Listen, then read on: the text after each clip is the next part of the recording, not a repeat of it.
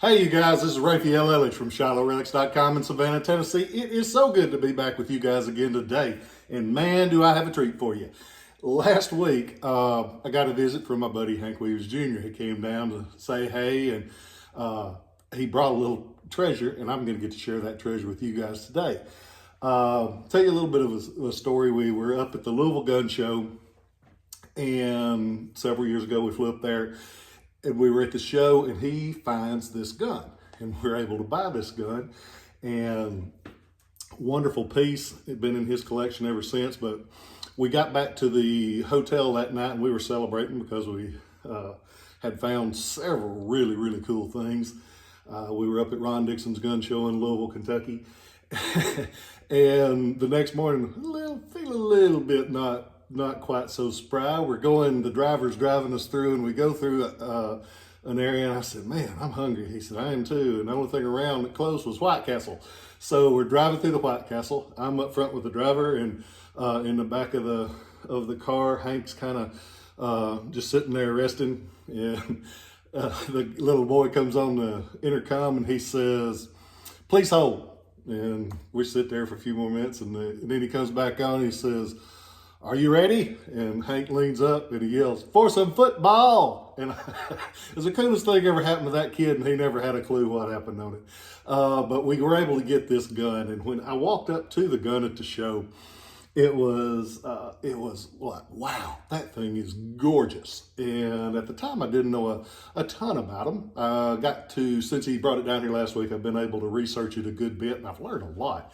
And I have a very strong appreciation for the fellow that developed this gun after reading about it.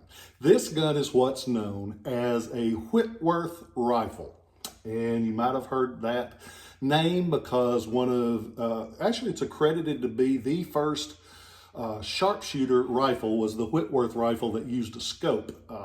They were developed by Sir Joseph Whitworth of England, and he developed a gun using 45 caliber bullet, very soft lead, because he used a hexagonal rifling in the gun.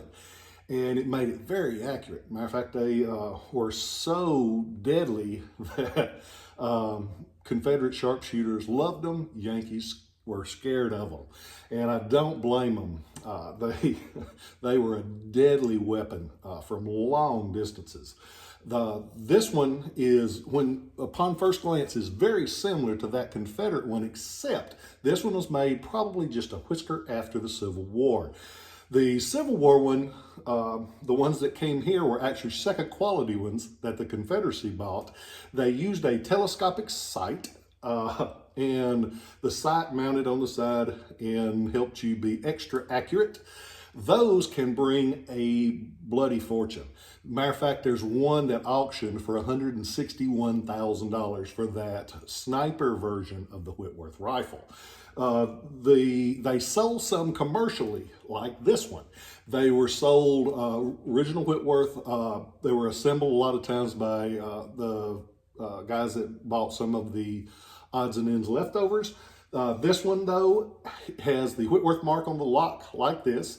Behind it, it has the Whitworth W. It has the sliding style safety, as you see by the hammer. It's 48.9 inches in overall length, with the barrel making up 33 of those inches. If you notice at the back of the barrel, it has that mark. That's the bore size in English terms. It's 45 caliber in caliber terms, but the English listed theirs as a bore size. And if you notice, there's B101. What's that? Good question. That is it's the 101st barrel. It's the only serial number on the gun. On the Confederate versions and on the true Civil War usage versions, they will have that serial number on almost every part on the gun, including the back of the trigger guard. Even the screws, a lot of times, will be all numbered to the gun. They're very desirable. I sold one for over $100,000 one time. This one, though, is gorgeous. It's got the original finish. It's got a beautiful blue barrel, case color on the lock plate, as you can see here. It's got case color on the patch box. It's got blue on the barrel. It's just gorgeous. I mean, the condition is wow. And as if that wasn't enough, it's in the original factory case. The factory case is that golden oak. A lot of the high quality English guns came in oak cases. It's got the original paper label up there. And the paper label says Whitworth Rifle Company, Sackville Street in Manchester. It's an important thing because the Whitworth Rifle Company sold out to, or they changed the name in about 62 to the Manchester Firearms Company. And then they went to Whitworth Rifle Limited. Limited is an important word when you're researching English stuff, because a lot of times that little word at the end of something can help you date it, because they, for corporate reasons or whatever, I don't know, they changed the names to Limited at the end of them. So that's an important thing to know. This box is full of the original tools and implements that it took to fire the gun. It's got a rifle sling. It's got an original Whitworth marked bullet mold. That in its own is a very rare piece. It's got screwdrivers, it's got caps, it's got just a little bit of everything in there. It has the original covers for the compartments. It's got 5 open compartments and 3 covered compartments. Everything's there. It's got the original, oh, well, I'm in there. It's got a leather covered powder flask. I've got some of these leather covered powder flasks on the website now. So if you go on to ShilohRelics.com, you can see a few of those and own one. So if you can't afford Whitworth, if you got 100 or 2, you can have you a good leather covered powder flask of the style that shows up with Whitworth rifles. But it's just a great thing. It's came from a cool collection. He's had it in his gun room ever since we got back from the show. Right across from his loading station, he reloads some cartridges, had it there right in front of the cannons. And that you have a chance, as of the time of this video, this one won't last long. As of the time of this video, you can have it as part of your collection for a fraction of the price of that $161,000 one that sold at auction. And Hank's a great guy. He's been tremendous to me over the years. He has let me sell a few of his pieces out of his collection. He's thinning out. He's not getting out. He'll be the first to tell you he is not getting out of anything.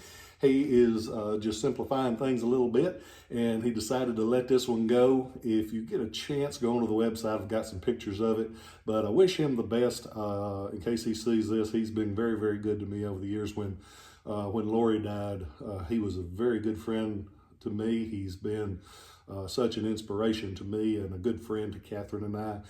And so thank you, Hank, for all you do. And more than the music, you've been a good friend, and I appreciate you. I hope you guys are well. I am so thankful to be with you guys. I haven't done one of these in a while. I've been a little under the weather, but I'm back cooking and moving and going to live longer than the cockroaches. So hang around. I'm going to have some more of these coming down the road, and I appreciate you guys in every way somebody can be appreciated. I'll see you next time. Love y'all.